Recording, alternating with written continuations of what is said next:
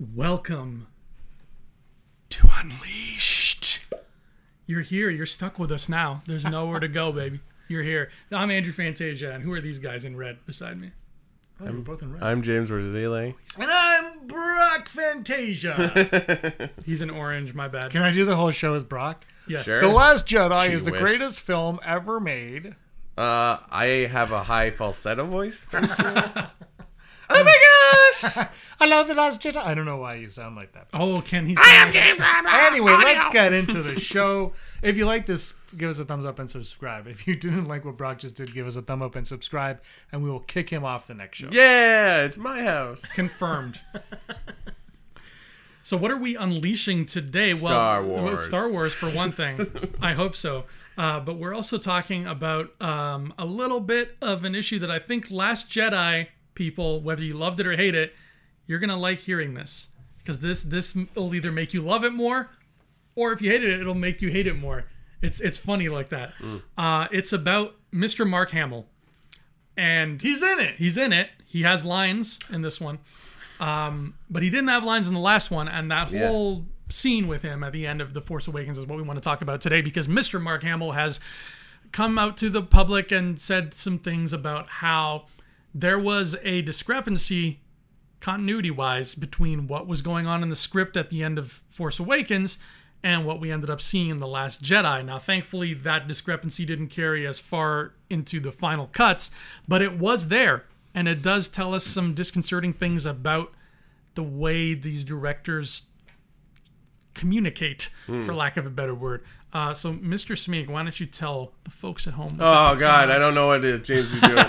I think the one thing that we need to point out is Mark Hamill, at the end of this quote that Mark Hamill gives to whatever news outlet he's... I don't know where this came from. But at the very end, he compares it to the original trilogy. He goes, back then, we had an overseer who kind of did it all. Now, it's like they're passing the baton to the next one to see where this one goes, and now JJ's got the baton back, and we'll see where he goes from there. And that is very... You can either listen to hear what he said there and be completely disgusted with those comments, or you can embrace them and appreciate them for what they are. And I think that's one of the big things with it all, is like... So he's saying they're missing someone that's, like, organizing all that stuff? I didn't hear him say it. I read it, so I don't know what context he says it in. But so you can either look at it this way, be like, or Brock, you could be like, guess what? I'm making a trilogy of movies. Here's the beginning, here's the middle, here's the end. And you're like, these are them, like Rian Johnson's doing with the new one. Or I could say, and I have said this, Andrew, let's write a book. I'll write one and you write one. At the same time. This is real. And This is let's real. not Yeah, converse. this is a real thing. We're writing a book. But the thing is, it's like, I'll give you some tidbits of what I'm doing. You get to tell me, but you don't really have to worry about where I'm going. But either way, there's pros and cons to both, obviously. I mean, people that hate the prequels, they can tell you the cons of the overseer of them all. And I think the con to this one is obviously... And the way people feel with The Last Jedi is really what intrigues me the most also about this comment, is that everyone feels like there's a huge disconnect. And is this confirming that disconnect, or is this an isolated incident in Star Wars, in The Last Jedi, Force Awakens? I mean, first, it's unfair, because the difference between the original trilogy and these movies is George Lucas was in charge, and you just did what he said. To an extent. I know there's other people that collab on it. But, like, George had his final say, and even if you disagreed with them, you're like, oh, okay. But now we have a committee of people, Kathleen Kennedy, the different directors, and the story group. I would argue the story group should be held up before anyone else, because they are the ones that are like, no, you can't do this. Yes, you can do this. Especially when we heard all this stuff about Rian Johnson, how he wanted to be more involved with the story group. Like that. This is what's so confusing about it. We were at Celebration. We heard him say that. We heard Pablo Hidalgo say he wanted to come next door and sit beside. Like, so how did this happen, Andrew? It's well, first of all, I think that you got to give Last Jedi some leeway when it comes to the disconnect, because it's there. It's different from Force Awakens, but I think a lot of that comes from just J.J. Abrams is a different creative being than Rian Johnson, regardless of how much communication they had. But you're right. There is specifically what Mark Hamill brought up was this whole issue where at the end of Force Awakens, when Rey walks on the island and she sees him and she's like, "Hey, look what I brought." He's got floating rocks around him because he's a powerful Jedi master. Mm-hmm. But now we know, A, that never happened, and B, in Last Jedi, he's not in tune with the Force. He's blocked himself off, and part of his arc of that movie is to unblock himself. Mm-hmm. So clearly, when Hamill read the script for Episode 8, Force Awakens had not come out yet in theaters, and according to him, he called up, whether it was JJ or Ryan, he called up one of them and said, "Hey, I'm supposed to be floating rocks in this one, and now in the next one, I don't have the Force. Like, something doesn't add up." So he kind of had to be on top of that as well. And, it's cool that Mark is on top of this stuff. Everybody loves Mark. He's a good guy, and he wants the movies to be as good as they can be. But that's not, that's not his job. Like, it shouldn't have gotten that far where it's like an actor is like, "Hey, guys, you want to maybe, 2 + 2 = 5 here. What's going on?" Did they let it get too far out of hand? In this case, I don't think they did because, they caught it in time. I believe that the floating rocks was probably just something left over from a really early draft and they kept forgetting to take it out. But at the same time, yeah, it would have been nice if Ryan called JJ and said, "Here's what I'm doing. Let's, make sure we're on the same wavelength." He did that for BB-8 and R2-D2. That's what's strange. Yeah, that's the part I don't understand because it sounds like they have been communicating. Like, they often reference, like, "I talked to JJ, I talked to Ryan, blah, blah, blah, blah. I talked to Colin, now he's fired." There is a part, though, when Mark Hamill says, "I called one or the other," and then they said, "Yeah, we got rid of it. We caught that." Where it almost was an oversight, where maybe it was in the script, and, maybe it was in the script, and Rian Johnson started writing, and he said, "Hey, JJ, blah, blah, blah." And they're like, "Okay, we won't take it out of the script because why bother printing another 200 pages? Yeah. 120, 130 pages if it's just going to be taking out floating rocks." And then they forgot, and then the CG, or maybe did it even get far into CG? You know what I mean? It might just be something that Mark Hamill knew, and then he called them. Like you said, Andrew, it might not have gotten that far. It might not have escalated at all. Yeah. And we all like to think, it helps us sleep soundly at night thinking that they have these channels of communication open. Like you said, story groups should be sort of the go to the top police. Of this pyramid. There was that story that came out when Bloodline, the novel, was coming out. And I can't remember if it was Claudia Gray herself who said it, but somebody made a note of telling us Rian Johnson talked to Claudia Gray about something in this book, and he wanted something specific to be going down. Oh, yeah, that's right. And after I saw Last Jedi, one of the things I was thinking of, like, what the hell could it have been? I found no connection between those two. And the only thing I could think of was the fact that at the end of everything, when they're on Crate and Leia asks for help, nobody helps her because of what happened in Bloodline. That's literally the only tissue that, I can see there where Ryan would have been like, "Hey, make sure this happens. Make sure people hate Leia so that when she calls for help, she's alone." Apparently, it was a napkin part of the napkin. The napkin bombing. Yeah, apparently that's what it was. So Brian, on Collider, Christian Harloff interviewed Claudia Gray like a year ago. Yeah, it was when the book came out, and he asked her about that. And I haven't watched it in a while, so I could be a little bit off here. But she said he never actually spoke to her directly, but there were notes given from Rian Johnson. He sent her Snapchats. Yeah, it was mostly just Snapchats and the dog filter. All Rian Johnson with a dog filter. By the way, Rian Johnson's Instagram account, spot on.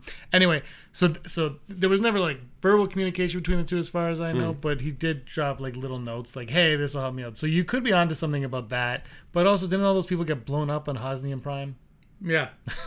And like there's talk of like, Snap is in the movie, but then he goes off. I think James, you sent me a thing that said that they went off to different rebel or resistance sect, like hiding bases or whatever. So okay, that's fine, because like you don't want to kill off, well, I guess it doesn't matter. You can kill off Snap. It would, if you do, it'd be nice to do on screen, whatever. I would like to see him back, and maybe he will be back. But just playing with our camera. Yeah, I saw that. Playing footsies with it. It's still in frame though. That's the nice part. Sorry about that. But then it says, they went off. So then what? all these hidden resistant groups, why are they communicating back? And then, but like, that also says something that they still technically exist. I mean, maybe there's a story where like they're all killed off. Maybe. But that tells you the resistance is, that's the one thing about these movies that you're like, there's the scope of how it works. Like, you know, the first couple times you watch Force Awakens, you don't really understand that like the resistance is still like a secretive to an extent sort of thing. There's pockets. There's like, or, you know what I mean? Like, even in New Hope, it's like, that's not all the rebellion. There's other little... But maybe that's just expanded universe sort of thing. Or, like, you know, book stuff. So it's like... The problem with Star Wars is, like, all these details. There's, like, so many details.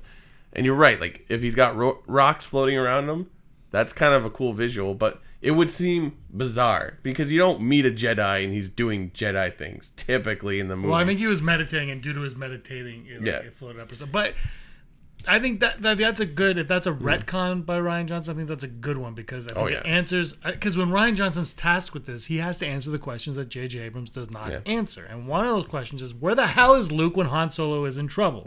Like, this is Luke's MO. My friends are in trouble, I gotta go.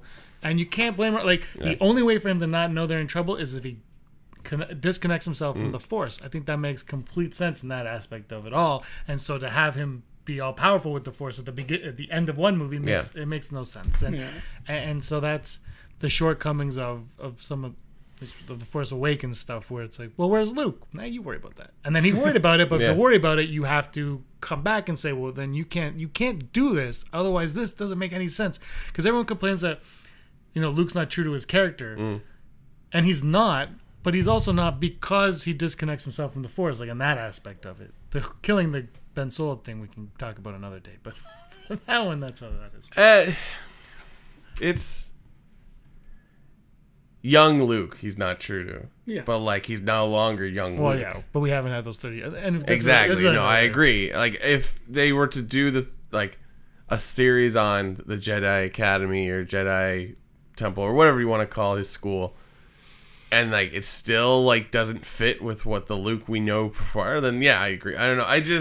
You know what? I don't know. I could buy that Luke moment that a lot of people can't buy with him wanting to kill Ben, but it would be nice if there was a fleshed out, if the whole sequence, it could be in a book. Like, I'm not saying in the movie, but in a book, just, I mean, why not? Or a cartoon, Dave. I don't know about cartoon. It's kind of a little out there. But they, like, just a fleshed out moment where like he keeps getting visions of Kylo, not Ben, of Kylo, and he's like, oh my god, and then it gets to the point where he can't stop them from coming anymore. He's like, the only way to stop this is to kill my nephew. Like it's slow. It's like it's been building on him and it's tearing him apart from the inside. Like, that to me is a way where I can believe it. And if you can believe that Rey learned a mind trick because Kylo went in her mind, then why can't you believe that? And like Mark Hamill looks crazy in that scene. Yeah, because they make him look younger. There's something just not right about the way he looks. So it's like, what? Can I side Akbar for a second? Yeah. So when you're talking about like Snap and how now, like, first people are like, no, Snap's in the background, and then people are like, no, he's off somewhere. Yeah. Snap, the next DLC for Battlefront 2 campaign mode, he's with Aiden's daughter, going to the unknown region. Oh, there's more coming up. I don't know. You're not saying it's announced. Well, I think there is. There's more coming, I think, because they're leaving. How cool would it be if Snap is one of the playable characters? It'd be fantastic. Like, and that makes sense. Like what you were saying, Brock. Like they've made it clear that, you know, even though they spend all of The Last Jedi saying like this is all that's left on this one ship, the Resistance is being whittled away. Yeah. At the same time, they've made it a point to say there's more friends out there. Yeah. It's just a matter of getting them to come see us. Yeah. Snap is obviously one of them. So is Ken Leong's character Statura there. And like at the end of the Battlefront DLC, I mean, spoilers if you're still plowing through it, but it ends with Leia telling Aiden's daughter, go find the rest of the Resistance who are not with us. Yeah. So there's more people out there. Why they are not with the core group is anybody's guess. But yeah, they're making a note to let us know that the Resistance is not just these people on this one ship. I don't think this is relevant to what we're trying to talk right the Mark Hamill comment, but there just seems across the board in Star Wars, I feel like in the room where, if they have a room where the story group meets, I feel like there's a whiteboard that says like not lack of leadership, but no faith in leadership, and then like God, what was the point you were just saying? But like there's like ongoing thing where it's like the resistance is bigger than you think, or they're all little pockets. Like compare the Mon Mothma story and from a certain point of view and what we're talking about. It's like, oh man, like how is that? I mean, I know the authors probably just write whatever they want, but it's crazy how similar the ideas there and the ideas in Bloodline, the ideas in the movies, and then Battlefront too, where like it's like, what is going on? So, yeah, I think this is the, I don't want to say a problem or curse or whatnot, but the thing is, so the story group can only do so much because if they're letting the directors come, they're letting J.J. Abrams, Ryan Johnson, JJ come in and be like, you make your own Star Wars movie. Their power is limited as storyteller. Like the story group's power is limited. Yeah. I mean, Ryan Johnson seemed like he was into, he wanted more of it, but they're like, you do what you want. We're going to make sure that this structure is sound here. Yeah. Like that's coming over, like your home is safe, but you do whatever you want in there. You design that home, but this is the foundation, the walls, the roof, and all that. And inside there, you do what you need to do, as long as, like you said, Brock, those points are met. Yeah, but like, wouldn't they just say, okay, this is your movie. You can use these characters, and it has to be about this. I know that does seem limiting, but like, if you're a good enough writer, you can get around. Like, I'm not even saying like, oh, Luke has to milk something. Like it's not that divisive. It's like, what if that was on the whiteboard? Luke must milk. It could be. It could be simple as like Luke left. He doesn't use the Force. And he has no faith anymore. That could be that. And then okay. And then it's like, Kylo has to be the big bad, or Kylo has to or maybe it's like, here's a character, it should be in it, but you can do whatever you want with it. That could easily explain Snoke. You know what I would love when 9's come and gone, and everyone's like, that was the greatest Star Wars ever. That was the worst. I hate it. Yeah. It's too much like Jedi. Return of the Jedi. Whatever.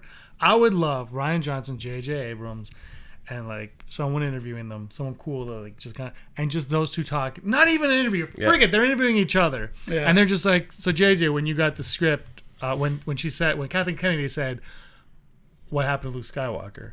What was your reasoning for wanting to come back?" Well, I thought Luke Skywalker, blah blah blah blah blah blah blah blah. Yeah. Now, when I decided this, blah blah blah. Why did you end up doing this, blah blah? And then just have like a most honest answer to it's not necessary, but it would be it would be so cool to see where their heads are, because Ryan Johnson's very open on everything. He came out with why the Knights of Ren aren't in it. He said, did you guys read that? No. He said there's no room. He said he did say, because a lot of people have asked this, he goes, I could have made them the Praetorian Guards, but those guys all have to die. And then he said, and if the Knights of Ren are the Praetorian Guards and they have a connection to Kylo, then that becomes a whole other thing. Yeah. So it's way too convoluted. So like Ryan Johnson is very open on every single thing he's doing. I know JJ is more secretive, but just a conversation between them. Unlike, look, when you release the 4K, 8K, whatever it's going to be in 2 years, the 12K, 3D, 4D, Blu-ray, complete vinyl set. VR. Just have that. I hope it's 4D. Have like that conversation. Like just have that conversation on it. And those two guys just talking to each other about Star Wars and about these movies. And we can see maybe the only disconnect was a lack of like just JJ forgetting to remove stones from the script that Mark Hamill got. Or maybe JJ's idea of Luke Skywalker was the mythological character that you read about in that book that I haven't read, or that Rey believes that he is. But maybe that was JJ's vision of him, and maybe Ryan Johnson saying JJ's vision of him is incorrect in my opinion because X Y. Is that like? That's what I want. Just conversations, guys. They could come on this show. Yeah. I will invite them on this show. No, they're not welcome. I mean, you could argue that the whole slow car chase in Last Jedi is because that's all he could do with that. Like that was set by the story. I don't feel like there should be a point of whose fault is this. And you know what? I love Mark Hamill. He's great. He's also an actor. He doesn't get a say. Yeah, regardless of he's like, Mark, you just do what we say. You can act it any way you want, and like anyone could have done. Well, not anyone, but like someone else could have been Luke in that movie, and it could have been less funny. but Mark Hamill knows how to be serious and funny at the same time. So that's what he brings to the movie. So I get it. He's like, I don't have any lines in this movie. It's like, yeah, so? Like, how epic is that? Like, that is why I wasn't surprised with Last Jedi. Like, they put Luke Skywalker in this movie, and he doesn't say a word. It's like, oh my god, what are they, like? So Last Jedi makes more sense from that scene alone. You're like, oh yeah, they're gonna do whatever they want, and they do not care what you think, because that's what you're supposed to do. You're making your own movie, so. Well, when they do care about what you think, you get Shredder and the Ninja Turtle, where they're like, "Hey, we're just gonna throw in this guy in here." Like, stop. Like, sometimes you shouldn't listen to us. Yeah. But I still want the J.J. Ryan Johnson conversation. Oh yeah, no, I agree. You know what? I was thinking about it. I really don't understand the Rey scene in the Force cave, where she's repeated over and over again. That one. Yeah, with the snap. Like, I get, like, the reveal is like. I mean, Snap Wexley's her dad. You guys didn't but you know what I mean? It's so like, well, what? Why is she repeated? I just don't get it. Even though it is kind of explained to you, but like, I still think there's like more to it. And I think Ryan Johnson is that kind of writer where like, I think he could tell us the slow card chase is like, it's because of this. I'm like, oh, okay. I think we should do a video on that scene soon. Just that sense. I was thinking the time in this movie, just to go back to the slowness, but because I've always said it's just weird. Like, they're in hyperspace for a while, right? Lightspeed. Mm-hmm. How much time? They could be in lightspeed for 2 days, 3 days. They could be, but I get the sense with Star Wars that it's like you can get to. No, you can. But can Andrew, who's still here, you're gone for that long. Okay. So if she's on Acto for 3-4 days and you're in Lightspeed, she's still there for 3-4 days. It just took you an hour to get there. Right. So that could, I mean, there's your time right there. I thought about it yesterday while I was dusting. I was like, how can I dust faster? Lightspeed. And I agree with that 100%. But then on the flip side, what confuses me is when they showed the map of the galaxy in the new visual dictionary for Last Jedi. Cantonica is really freaking far away from where the fleet was, and I was like, they didn't have to put it all the way out there. They could have put it a little bit closer and make more sense. But like, somebody sat down and made a judgment call. Cantonica is going to be freaking the other side of the galaxy. There's a map in the Paige Tico book I have with it's a little kid's book, so it's just like it's supposed to be like a galaxy, and it's like Coruscant's here, and then Tatooine's like here. it's like I think they're further apart, but it's a kid's book. This is the thing with the canon books, and we're going to do a video on what the hell is up with canon, because nothing makes sense in canon anymore. Like, not later today, you guys are doing why the EU died high ground, but like, nothing makes sense in canon. Well, it still makes sense, but like, they're tying things together. But if something doesn't work the way they want, and I always go back, and I know Winter Star guy, she's like, well, that's such a minuscule moment, the Rey and Poe in the Force Awakens. Still happens. Yeah. It's still a thing that happens, and it doesn't matter how big or small, it's still an oversight on somebody's side. Yeah. And where's the story group on that? Either don't let the author put it in the book, or don't do it, or don't put it in the movie, because they didn't need to. No, they didn't need to meet in The Last Jedi. Maybe they needed to meet for something that happens in 9, but I don't know. Yeah. Maybe JJ was like, they need to have a scene. If I was story group, I would have like a database, like a computer that's not hooked up to the internet, so nobody can just freaking hack into it and be like, I know everything now. Don't you already have that? Yeah, exactly. But I don't get story groups checks yet. But I would have this database where it's like, okay, bring up the file on Snoke. These are point form, everything that we know we want to do to Snoke eventually. And then when Ryan Johnson comes to me and says, I'm killing Snoke, I'm like, okay, that's fine. Just so you know, here's what we want to do with him. Yeah. And then if Ryan's idea is better than mine, I can be like, okay, I'm going to shave out some of these points and add in some of yours. Yeah. Or if mine is better than his, I'll be like, okay, but can you kill him in that movie while still following this point form structure, what we have? And if we can both meet on that, then we're golden. And then I can, call up Alexander Freed and say, hey, so this Snoke book, you're the guy. And then show him this point form list too. And they're smart people. I assume they have something like this. If they don't, that makes me worried. But I sincerely doubt that they don't have something like this. Yeah, look, Snoke isn't done one way or another. No. Like a book is coming at least, whether it gets expanded in 9. Who knows? Who cares? I think for movies, I think they're done with them. Just the way everybody was talking about it, which I think is fine. But also, I think Snoke they stumbled a bit on. They made him too powerful for what he was. Imagine if they had to do a Mark Hamill Snoke or Luke Skywalker Snoke lightsaber battle in that movie. It would be so CG, it'd be insane. Because Mark Hamill can't do stunts. I mean, he's Mark Hamill, he can do whatever he wants, but like it's like he kind of can't do stunts. And he's not gonna be flipping like Ray Park. Is what you're saying. Yeah, and like Snoke is 10 feet tall and then a CG monster. Like it might look good. I'm just saying it'd just be so bizarre. It would be a weird, awkward. Like he probably wouldn't do any flips or anything because it just wouldn't make any sense. What if it was like the fight at the very end of Kill Bill where they're both sitting in lawn chairs and they're just. I don't know. Mark Hamill needs to relax. No, he wasn't complaining. He was just saying like there was. He's like it was weird. And then Daisy Ridley was even like that would have changed her character. Like the entire plot of The Last Jedi changes if those rocks are in midair at the end of the movie. Like not just a little bit. Like the entire Luke Skywalker storyline changes. It's weird. It's just weird that they would oversee that if they oversaw it. I don't know what to say. Fire them all. Hire Andrew and Rob. Oh my god! Imagine. I don't want to. I'm terrified. Episode 9, Snoke's alive. And also Plagueis. Episode 9, Last Jedi was a dream. Imagine actually if Episode 9 was the last, because Episode 8, The Last Jedi, then people put Episode 9 wakes up. Force Awakens, Last Jedi wakes from his nap, whatever it was. Well, I saw a joke where it's like the first line of the crawl in Episode 9 is, "It was all a dream." Yeah. The Resistance forces are none.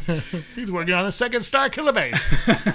Anyway, I think I have faith in what they're doing. I think it was an oversight. That's where I'm going to leave it. It doesn't make me panic because the movie, The Last Jedi, whether you like it or not, it fits fine with The Force Awakens in terms of connecting. Don't yell at me anyway.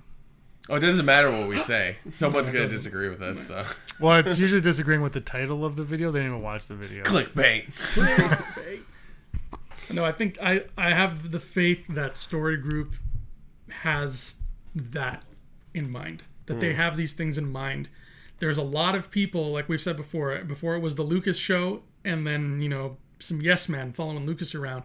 They're still new at juggling Star Wars with so many people. To me, it has not felt yet like there are movies that you watch when you sit down and when the movie's over, you can look at it and say, I smell that there were too many cooks in that kitchen. Like there are movies where you can see that happen. Thankfully for me, I haven't seen that in the 3 movies we've gotten so far. I've seen just bigger scale and I've seen different approaches to storytelling, but I have not seen a Star Wars movie yet in this new regime where I'm like, they needed like 5 less writers on that than they had. But then you look at Rogue One, and it probably had too many cooks in the kitchen, like the reshoots and this and that. Yeah. Like they've got a well-oiled machine where they can have too many people. Well, maybe they have some like this is not working. Get 10 people in there and fix it. Yeah. And they're the cleanup crew during the 7th inning stretch. They come and they out of there, and you don't notice them because they're so good at what they do. And we can't forget, like, as I think we're guilty of it as well, but Star Wars fans are very forgetful. Like, they probably said similar things about the prequel, and then we also gotta remember, like, George Lucas rewrote Star Wars several times. Like Luke Star Killer, Han was a lizard person. The Journal of the Wills is told by Mace Windu. R2 talked like it's an ongoing. It's a story that like you don't just think it up. You're like, okay, so it's the Force. It's not like that. Like it's a step by step like thing where it evolves. It's a living. Star Wars is a living thing where it's constantly evolving, and it's like. It's just hard to keep track of everything. So, I don't know. Whatever. You're going to go to the movies. You're going to buy the books. So no, if you boycott Han Solo. Boycott. Yeah, okay. Get right on that. Nothing against Chris Terrio. But I know, here we go. All the best sentences start that way. I'm legitimately shocked that episode 9 is not being written by JJ and Ryan. I'm legit, like, if I was calling the shots, I'd be like, you guys are freaking writing this movie together. Like, why the hell not? So I don't understand, you know, maybe I just don't understand how the Hollywood writing process works, because I've never worked in Hollywood. They're so far removed from each other. And Johnson just came out of Last Jedi. He's probably exhausted. Look at the hate he was just getting.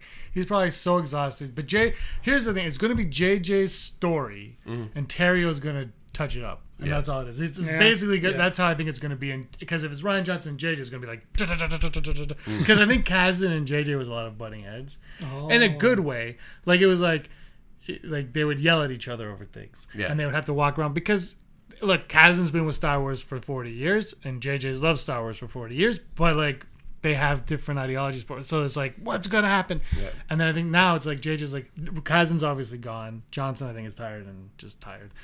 And they're going to be like, JJ's like, this is my story, clean it up for me. And I think Terrio's fine with that. Like, Justice League, if you hate it, that's fine. But I wouldn't put the blame on maybe the dialogue, but not the writing. Like, the story. No, I didn't have a problem with the writing, really. Like, I didn't walk away thinking... I mean, Argo sucked. It's the cost of working in a team. Like, of people, especially with people that are artists, where they're like, no, this doesn't make sense. Or, are you sure? Or you could have something where somebody tries to do all the work and then you get the room. So there you go. Boom. Oh, hi, Mark. What a story, Brock. Thank you. Okay, let's wrap this up.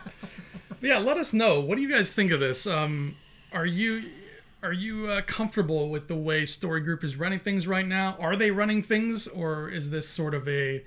you know, everybody's king for a day depending on what day it is kind of thing? Let us know. What do you think of the way this story is being told?